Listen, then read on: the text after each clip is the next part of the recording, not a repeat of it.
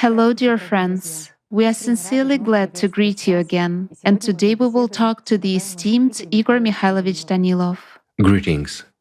Igor Mikhailovich, in our videos, you said that as long as a person is alive here, as long as he has the right to distribute the power of attention, he can gain life. He can gain real freedom, and absolutely nothing can prevent him from doing that because the mirror which reflects the light that goes from the soul to personality is, figuratively speaking, in the hands of each of us. And each of us, with one's choice, directs this light either to the theatrical performances in our heads or directs this light back to the soul, and step by step, one becomes closer to the spiritual world. And the silver thread expands. Eventually, the most important change and the most important transformation in a person's life happens. He becomes free. He becomes an angel. So, for people who take the first steps on the spiritual path, the issue of distributing attention is very important because it is very difficult for them to find this balance between the material and the spiritual. In particular, as soon as a person gets bogged down in some material matters, he immediately loses contact with the spiritual world. He loses deep inner feelings, and vice versa. As soon as he decides to devote all his time to spirituality, so to say, the material spheres of life connected with providing for that very body suffer. And a very, very pressing issue is that people still confuse the concepts of time and attention. We said that in order to earn the state of peace, a person should perform spiritual practices for half an hour, at least 5 times a day. While in order to gain life, a person should devote 90% of his attention to the spiritual world. And so we receive the following kinds of questions. Does this mean that a person should invest his attention as a single flow in spirituality for 21.6 hours? Or is it possible to somehow channel one's attention in multiple directions, both to spiritual development and to solving material tasks? Is it necessary to direct 21.6 hours in a single flow towards the spiritual world in order to gain life? Can a person channel this attention in a single direction? You know, Tatiana, frankly speaking, I would like to see such a person who could hold his attention on one point for 21.6 hours. My friends, I understand your questions, I understand everything, but tell me, don't you yourselves find it ridiculous? Well, try. Never mind, draw some bunny on a piece of paper, hang it on the wall, and try for at least 1 minute. Try for 20 seconds to hold your attention on this bunny and think only about the bunny, the one you are holding your attention on, and about nothing else. You know, I'll explain just to make it clear. We can invest 100% of our attention just for an instant. For example, you're driving a car and some bimbo is running across the road in front of you. In this case, all your attention will flow towards her for 1 second, you see? A single vector. Yes, literally for 1 instant. Afterwards, you will already start philosophizing about who she is and why this bimbo is running in front of your car. Or a whole life passes before your eyes. Immediately, that's already at the 3rd second. Then thoughts come like, what would have happened if I hadn't slowed down, or she had run faster, you see? Friends, I understand, due to a lack of knowledge, understanding, and experience, when people just try to philosophize or take their first steps, there appear a lot of such questions. But when you already tried and hit the wall a few times, you already understand perfectly well that the dogs bark while the caravan keeps moving, and nobody hinders anyone. This very practice, when you perform it for half an hour 5 times a day, it is considered as 10% of attention, that is, 10% of your life you give to the spiritual world. But here, just note, it's not for spiritual salvation, but so that you can earn peace. This is aimed at a person calms himself down. During the day, he lives like everyone else, let's say in the consumerist format, but in order to restrain negativity in himself, in order to stop it in time, a person should perform practice at least 5 times a day for half an hour. Again, why for half an hour? We've already discussed it, but I'll repeat. It will take half an hour for you to tune yourself up, to quiet these barking dogs in your head and concentrate a little bit on practice. Establish a little contact with the spiritual world and at least feel love a little bit. But for this, half an hour, you stop, get away from the hustle, let's say. You abstract yourself from all sorts of thoughts and try to get rid of them. I'm saying it once again, you abstract yourself, but don't get rid of them. You see, they still remain on the periphery, but at the same time, you stop this madness that usually lasts in us, let's say, from the time we wake up until we fall asleep, as well as during sleep. That is, we are constantly under attack, we are constantly under aggression, so you stop this madness at least for half an hour. You do it 5 times a day, and during the day you try at least not to do anything bad, anything very bad, which your consciousness pushes you to do. And this already gives some hope that you will not become a subpersonality. Yes, it's not heaven, but it's not hell either. And this is worth it. It's just that we are now talking about those values, the importance of which people do not even understand, I'll put it this way. They do not think about these values. Why? Because we have too many distractions. And our consciousness says, there is no death, calm down, relax, or death is sleep. You fall asleep and you no longer care about anything. After all, you fall asleep every night and this is a micro-death. Look, it's the same with death. You fall asleep and that's it. All your problems are gone. You no longer care about anything, my friend. That's what consciousness will tell you. But the trouble is that subpersonality doesn't sleep. We sleep here. It is necessary as long as we are in the body, as long as we function in such conditions, while in order for us to gain sleep, there, after death, if we fail to earn life during our lifetime, well, sleep is the greatest reward when there is something to compare it with, so to say. In this case, yes, you have to work hard. 2.5 hours seems to be so much time. One could watch a soap opera instead. In fact, it's not much. For peace, it is nothing. It's a minimal payment. As for gaining life, when people say it takes 21 hours, I wonder why 21.6 hours. That's 90%. 90% of 24 hours. Yet it seems to me that one should dedicate 24 hours, all of it fully and entirely, in order to gain Set the life. task at a maximum. Of course, and one certainly needs to control oneself during sleep, to be on God's side, and not on the side of Shaitan. That's when it will be right. And there won't be unnecessary questions. But can a person invest 100% of his attention? He won't succeed. Even when we talk about investing 90%, there is still 10% left for the dogs to bark. Well, you know, it seems like, what can we do with 10% of our attention? You see, people confuse time somehow. If it is 10%, it's only 6 minutes, while 54 minutes. To be in deep spiritual practice and not a single thought will come to you. Yes, it shouldn't come. Yes. But that's not true, my friends. When you really immerse deep into practice, into a true practice, then yes, when all thoughts remain up there while you dive into the ocean. But excuse me, those people do not ask such questions. Those who succeed in such practices or who already live by this, they already know. But when people take their first little steps, I understand, it's an initial experience, while they want, you know, like Perfectionism. 100%. They want to do everything perfectly and flawlessly at once. Right. A person sits down to do a spiritual practice right away and there is not a single thought. 100%. All thoughts are on the periphery and there is a glassy lake in front of A him. glassy lake is already a thought, you see? That doesn't work. He sees this lake. He sees this lake. He sees the surface. He realizes that it is Right. smooth, that there are no ripples on it.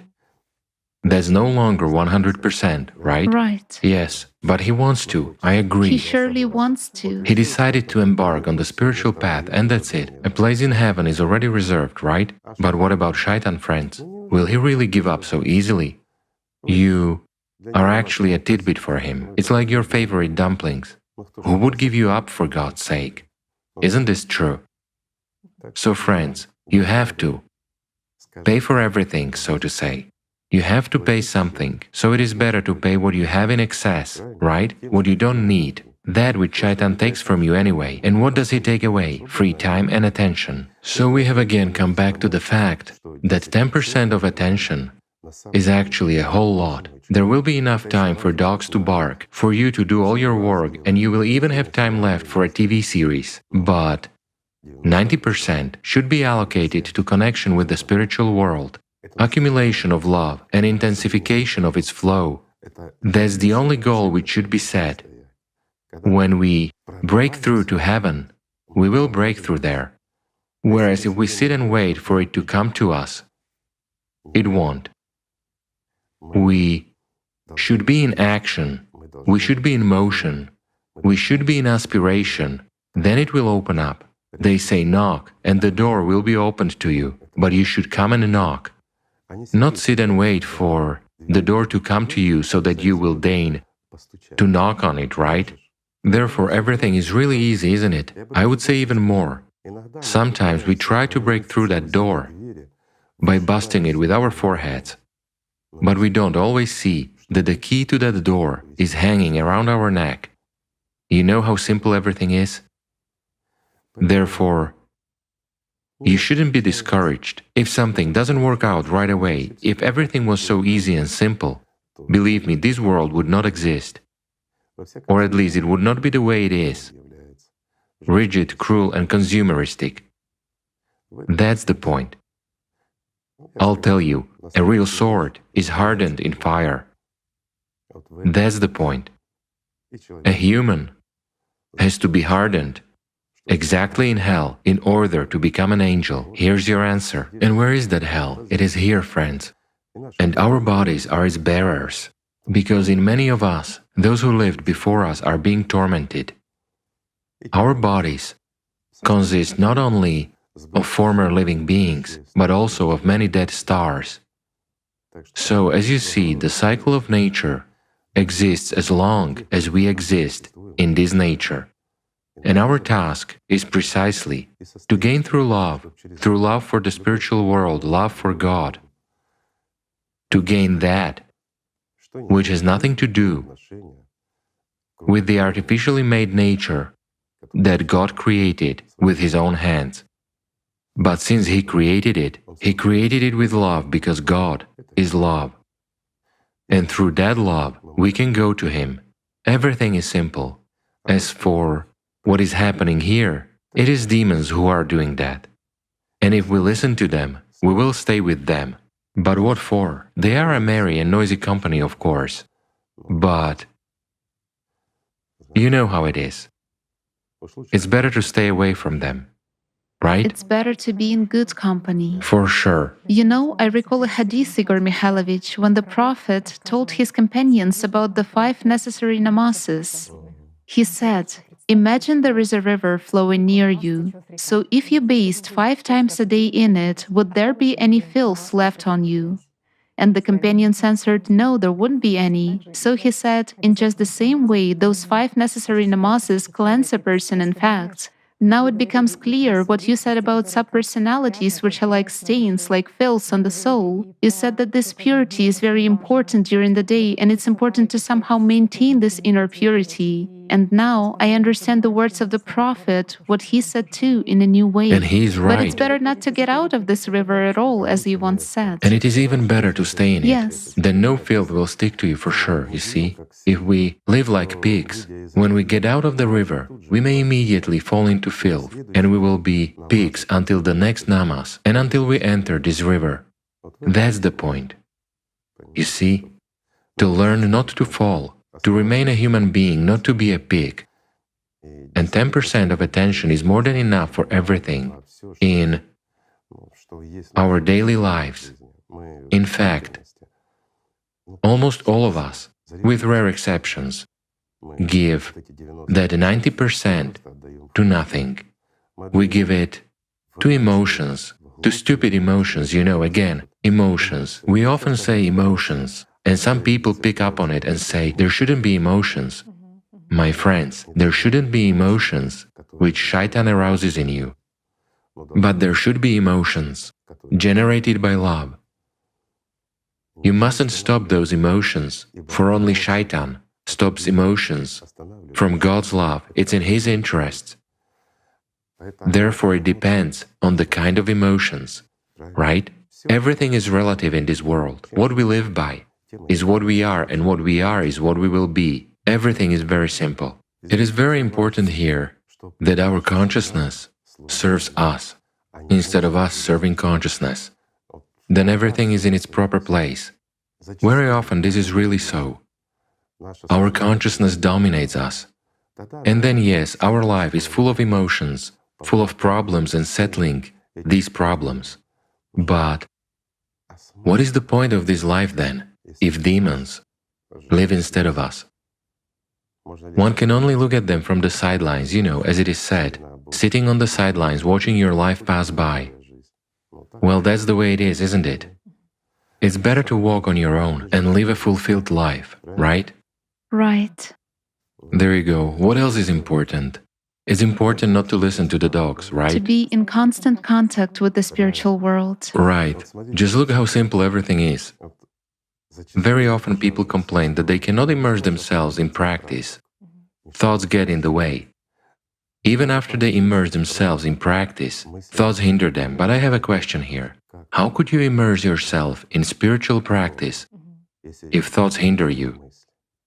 It's like diving with a life buoy. They say, I dove deep into the ocean with a life buoy. How is that? Isn't that so? Has consciousness drawn that? This is very simple. While others say how to get rid of them, these thoughts actually creep in all the time. They judge everything. There is a simple technique. I would even say it's not a technique, but just a life experience, which many people have heard about. For example, we are sitting with a group and discussing something interesting and important, and there are people talking in the hallway. If we are busy talking and discussing, we do not even hear that they are talking in the hallway. But if we try to carefully listen to what they are talking about, not only do we hear them, we even miss that essence, that conversation which we are having now, right? Because this dialogue will pass us by what people next to you were talking about, because you, my friend, will be listening to what those people were talking about. So, when we try to perform a practice, especially a spiritual practice, and we listen to dogs barking somewhere, they will hinder us. After all, we listen to the dogs barking and we are not performing the practice, right? People say how to make sure they don't hinder us. Well, it's very simple. You should not highlight them with your sunlight reflection. We take that sunlight reflection, as we discussed in the video, and start illuminating those dogs that bark at us, and we say, why is the practice not working out for us? It's not working out because we don't see where to go, because we are directing our light precisely to those dogs that are barking. Just look how simple this is. But if our attention, this very sunlight reflection of ours, is directed towards the source from which it came to us, will we really hear those dogs in this case? It doesn't mean they will shut up and stop barking. No, we will simply not hear them. And here's the most important thing, in actual fact, and it's true. Our human enemy, that very shaitan or demon, whatever, does not focus on dogs, they always bark. And he does not focus on the fact that we constantly hear them and this hinders us, no. He focuses us precisely on the following fact: look, dogs are barking, just listen. The fact itself. Absolutely right. No matter what it's about. It doesn't matter. Right. But they actually bark and distract you.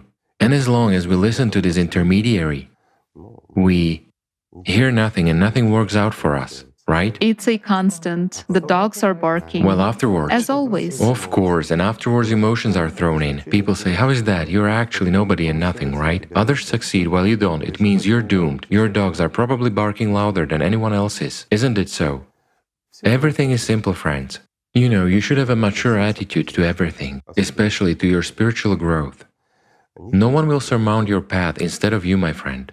You should roll up your sleeves and go ahead without listening to any dogs or anything else. No one can prevent a human from loving, moreover from loving God. And this is the basis of all basics. All our prophets said that only through love for Lord our God can we come to Him. Isn't it true? It is. Everything is simple. No one says that Shaitan is weak. Yes, he is strong. And he will be even stronger if we nourish him and endow him with that resource of ours, which we need for spiritual salvation. Everything is simple. You see, we started with one thing and it goes as always, right? But these are very important things and important concepts as well, because one way or another, without taking these initial steps, people Of course not. always come back to these questions. The trouble is that no matter how much we tell them, these questions will still arise. As soon as a person embarks on the spiritual path, he feels this inner warmth, this aspiration, or when a person feels the freedom of personality at least a little bit, he no longer finds rest. He understands that there is God, he feels, and he understands that this world is not quite the way he is used to. He understands that it is more of an illusion. He already understands that there is Shaitan. He wants heaven, and he strives there. And at this point, he encounters a lot of problems. This is natural at the first steps. There is another simple advice, friends. Do not rush to fast-track complex things, you know. I'll put it this way. Yes, you can do your best, persevere in spiritual practice, and one day it will definitely work out. Or you can take a simple way, without any embarrassment, master autogenic training, master meditative practices. Those are simple things. But you thus learn to control your consciousness and your body. You begin to understand who you are, that you are personality, and not just consciousness, and certainly not a body. Then spiritual practice will be much easier, of better quality, and you can master and learn it within a shorter time. Everything will be fine, and the dogs can be subdued, right? A wide road opens up. Well, not everyone wants to, I agree. I mean, you know, once again we are urged by the demon. Yet there is a question. Maximalists who love setting records. Of course, and here's a question. Why does Shaitan always urge us? Let's say he elevates us to the skies and urges us to perform complex practices, spiritual practices, when we don't have any experience yet whatsoever. It only seems to us that we have a certain experience and understand what it should be like. For instance, if we come to a gym for the first time, he doesn't urge us to lift a barbell of 200 kilograms, does he? Why? Because, on the contrary, he takes care of the body and says, what are you doing? You'll get sick and have problems, right? We do understand this. He wants us to. And we understand that without preparation and training, we won't lift that barbell. Yet we try to master spiritual practice. He wants us to face such an experience as learned helplessness. When you Absolutely right. do it and it doesn't work, then you do it again and it doesn't work. And then you do what? You give up. Then you get upset, you give up. Or you say, well, most likely, that very demon will suggest to you, these practices are wrong. They're not for you. Or, this is sheer nonsense. Is it really possible to master this? People are just pretending, right? The main thing to do is what? The main thing is to follow a simple path as you were told. A hairdo, clothes, follow the rules and that's all. You're in heaven. Right? Who hasn't encountered that or heard thoughts like that in their head? Everything is stereotypical. Look how simple everything is when you know it. Therefore, my friends, pay attention to what Shaitan tells you in regard to your spiritual development. And believe me, he will be telling you the same things he is telling to everyone. He has a simple templated program, yes, except for some moments, situations, but in fact, everything is the same. Because we are just a kind of a small program for him that gives him food. But in reality, he is a program, while we are not. We are precisely that part which can become part of the spiritual world itself.